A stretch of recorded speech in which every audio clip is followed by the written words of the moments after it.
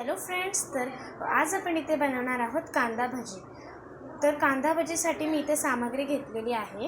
तर हे बारीक कापलेले स्लाइसचे म्हणजे कांदे आहेत, हे बेसन आहे, हे लाल तिखट आणि इथे मी चवीनुसार मीठ घेतलेलं आहे. तर चला आपण बनवायला स्टार्ट करूया.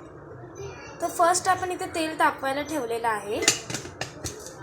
तर जोपर्यंत आपलं तेल तापत आहे तोपर्यंत आपण इथे कांदा भजीचे हे बनवून घेऊया. तर चला स्टार्ट करूया. तर मी फर्स्ट इथे हे कांदे मी नीट मिसळून घेणार आहे. बघा, तुम्हाला या प्रकारे असे कांदे मिक्स करून घ्यायचे आहेत. अशा प्रकारे कांदे मिक्स करायचे तुम्हाला. त्याचे नीट काप झाले पाहिजेत कांद्याचे, म्हणून आपण हे मिक्स करतोय. आता आपण यात लाल तिखट घालणार आहोत. जेवढे तुम्ही कांदे घेतले तेवढ्याच प्रमाणे आपल्याला इथे लाल तिखट घालायचं आहे. आता आपण नीट मिक्स करून घेऊया कांदे आणि लाल तिखट. बघा, तुम्हाला अशा प्रकारे मिक्स करायचं आहे. आता आपण यात मीठ घालणार आहोत. तर बघा, चवीनुसार आपल्याला याच्यात मीठ घालायचं आहे.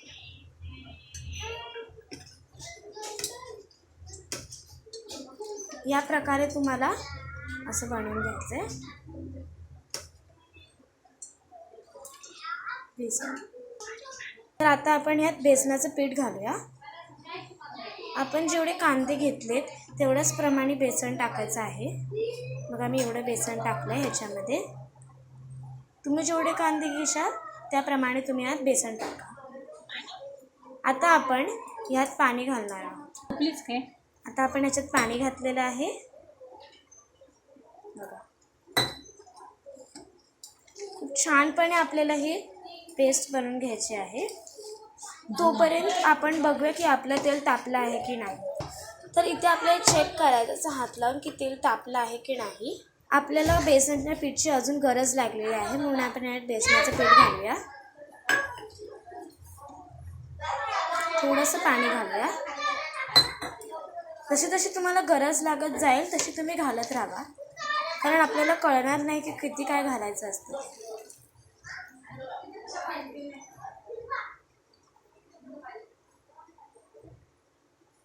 कांद्याचे एकदम बारीक बारीक तुम्हाला कापून घ्यायचे आहेत.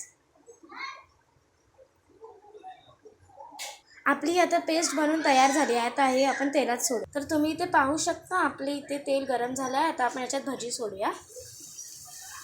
हे बघा, या प्रकारे तुम्हाला याच्यात भज्या सोडायच्या आहेत. हळूहळू तुम्ही हाय ह्याच्यावर तुम्हाला गॅस ठेवायचा आहे. हे बघा, अशा प्रकारे तुम्हाला अशा भज्या टाकत जायच्या आहेत.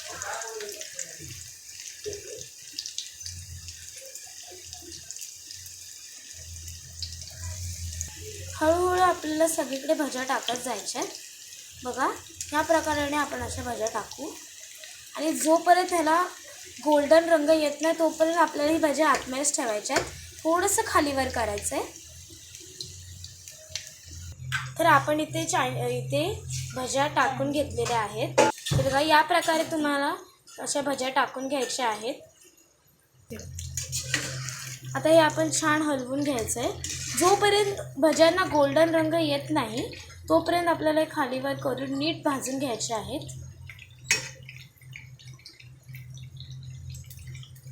बघा, आणि आपल्याला हा गॅस फास्टच ठेवायचा आहे, मीडियम किंवा मग लो नाही करायचा आहे. तर अशा प्रकारे आपण हे भजी तळून घेतोय. तर आता हे भज्या तर अशा प्रकारे आपण हे भजी तळून घेतोय.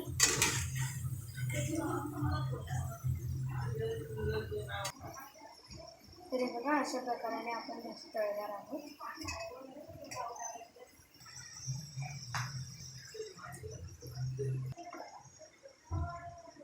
तर हे बघा, अशा प्रकारे आपल्याला ह्या भज्या तळायला 1 मिनिट आपल्याला हे कढाईच्या आतमध्येच ठेवायचे आहे, जोपर्यंत हे होत नाही.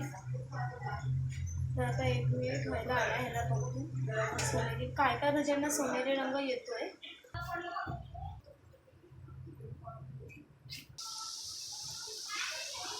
हा, सोनेरी रंग छान आलेला आहे. या भज्यांना.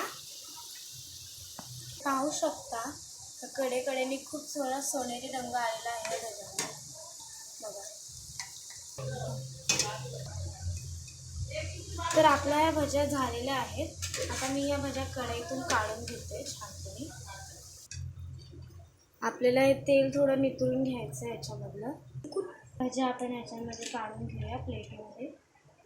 तर आपल्या या खमंग आणि कुरकुरीत भज्या झालेल्या आहेत. तुम्ही पाहू शकता. हे बघा खूप छान आहे त्या भज्या आणि हे चटणीसोबत खाऊनही खूप छान लागतं. जर तुम्हाला ही रेसिपी आवडली असेल तर प्लीज शेअर करा, लाईक करा आणि सबस्क्राईब करा. माझ्या